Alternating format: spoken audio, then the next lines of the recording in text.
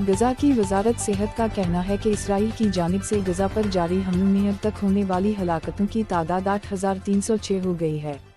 برطانوی خبر رساں ادارے روئٹرز کے مطابق ہلاک ہونے والوں میں 3,457 بچے بھی شامل ہیں۔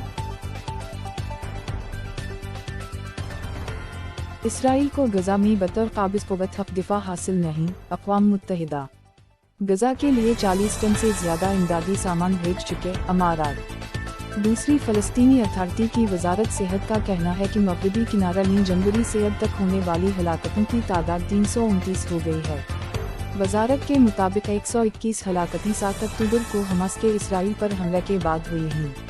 قبل ازیں حماس نے کہا تھا کہ غزہ میں اسرائیلی فوج کے ساتھ شدید لڑائی جاری ہے۔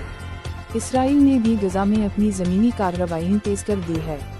AFP کے مطابق حماس کے عسکری بازو عزال الدین القسام بریگیڈ نے کہا ہے کہ اس کے جنگجو شمال مغربی غزہ میں قابض اسرائیلی افواج کے ساتھ شدید لڑائی لڑ رہے ہیں۔